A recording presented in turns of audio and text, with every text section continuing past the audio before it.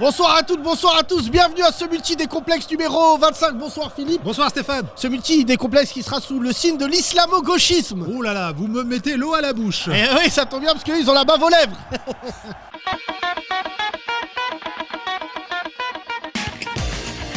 Je crois une soupape à la péto. Ah oui, mais les artistes, ils se rebellent pas un peu? Si, on m'a dit, ça donne bien, il s'est engagé, il a arrêté le chocolat. Oh là là là là, but de la Juventus de Turin. Alors sur 5 colonnes, le Figaro, titré vendredi, vous l'avez sans doute lu, confirmant une vague de témoignages préoccupants, l'islamo-gauchisme gangrène les universités. Est-ce que vous êtes d'accord ? Moi, je pense que l'islamo-gauchisme gangrène la société dans son ensemble et que l'université n'est pas imperméable, l'université fait partie de la société. Ouh!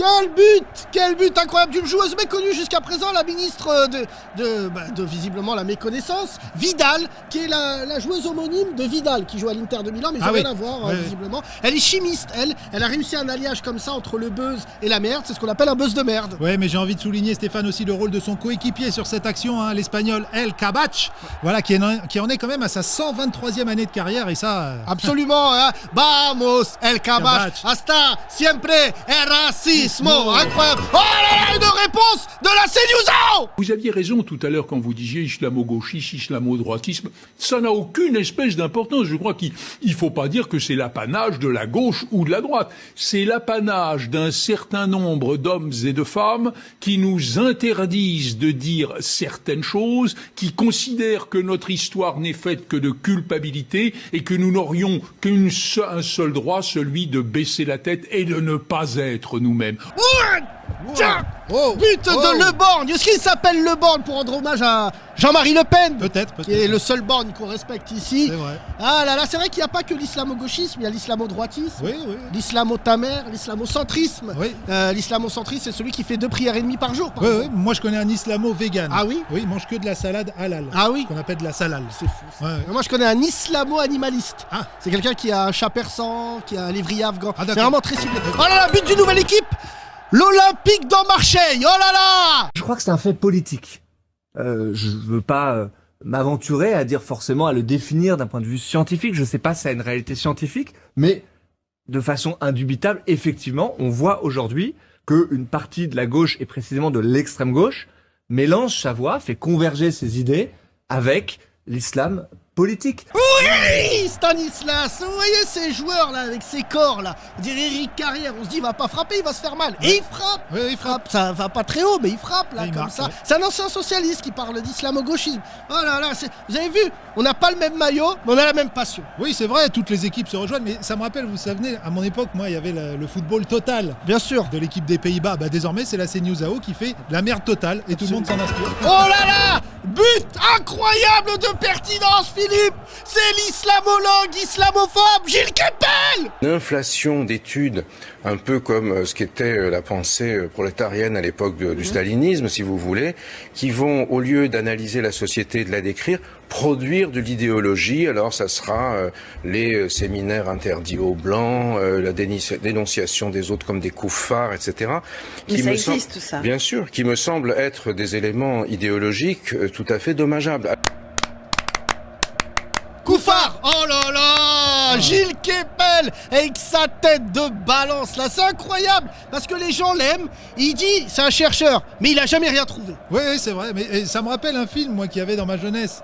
Oui. Vous vous rappelez? Lequel? Regardez. 3 hommes et un koufar. Ouais. Bah, j'adorais ce film. Ouais. L'histoire de 3 copains qui du jour au lendemain, ils doivent s'occuper d'un petit bébé mécréant. Exactement. Et qui se réveille, qui dit je suis pas musulman. Quel film incroyable. Ouais, Oh là koufar, c'est un beau mot, koufar. Pour faire peur dans les débats, vous dites koufar. Je suis sûr, si vous le dites 3 fois dans votre miroir, il y en a un qui apparaît. Ah mais c'est sûr. C'est Moi, sûr. je connais des gens des koufars. Ouais. Voilà, heureusement il y a Bégon contre les koufars. Oui, c'est Vous vrai. faites pchit Le comme vert, ça, c'est et le vert. Il y a plus de koufars. Vert, Voilà. comme ça. Oh Scarimac, Kepel a dû traumatiser et on retourne à la CNews. Après, on peut discuter de savoir s'il n'y a pas une maladresse à naturellement demander au CNRS, qui est quand même le creuset de cet islamo-gauchisme, d'avoir à juger ce dont il est parti, si je puis dire. Mais le CNRS est le creuset de l'islamo-gauchisme. Oui, au CNRS, il y a un grand courant qui est un courant indigéniste qui rentre en écho avec cet islamo-gauchisme-là. L'islamo-gauchisme, c'est cette alliance entre l'islam l'islam révolutionnaire et cette extrême gauche qui veut, à travers les mouvements décoloniaux, à travers les mouvements antiracistes, etc., vouloir déconstruire la France, son identité, etc. Et donc, au cœur du CNRS, vous avez ce courant-là, bien entendu. Wow.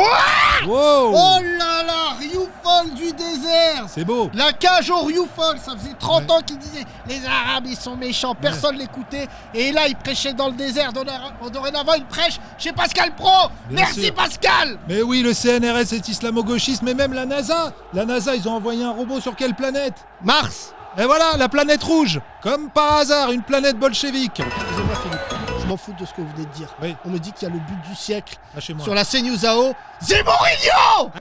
La nourriture, c'est la sociabilité. Donc dans les écoles, dans les cantines, il y a des tables de musulmans. Et puis des tables d'impurs. Et puis à la cantine, les petits musulmans disent que les autres sont impurs parce qu'ils ont mangé du porc ou qu'ils ont mangé de la viande pas halal, etc. Son nom, il le signe à la pointe de son racisme. D'un Z qui veut dire Zemmour. Chut, chut, chut. Allez, casse-toi, Bougnoul. Oh là là. C'est vrai que ça rappelle un petit peu la série Zorro, hein, quand il parlait avec Bernardo. Quoi? Qu'est-ce que tu dis, Pascal Praud? Quoi? Les Arabes, ils ont fait un attentat encore et ils frappent leurs femmes voilées. Ah, incroyable. Incroyable. En tout cas, Zemmour, il faut qu'il arrête d'espionner les collégiens hein, par les temps qui courent, c'est pas très bien vu. C'est incroyable, c'est que le débat sur la viande à la cantine, hein, ouais. Il arrive à faire un retourné acrobatique dans la gueule des musulmans. Ouais, quel talent là. Ça, c'est les champions. Mais c'est travailler à l'entraînement, ça, hein, Stéphane, parce qu'il y a Christine Kelly qui arrive le matin. Elle lui donne n'importe quel débat. La somnambule créole. Ouais, et n'importe quel débat, il la transforme en débat sur les Arabes. Ah non, mais là, Vous voulez qu'on essaye? Essayons, vas-y. Ouais, on peut faire. Donnez-moi un sujet. On essaye. Allez-y. C'est un pyramide des racistes. Vas-y. Bonjour Monsieur Zemmour. Bonjour. Vous pensez quoi de la météo? Vous avez vu cette tempête qui vient du Sahara? Si on avait fermé les frontières, ce serait pas arrivé. Et voilà. Oui, c'est ça les champions. Pas étonnant, mesdames et messieurs, si les consultants écoutent les collégiens, de tomber dans des débats de cours d'école. C'est la fin de ce multi-complexe. On se retrouve la semaine prochaine. Nul doute qu'il y aura de la matière.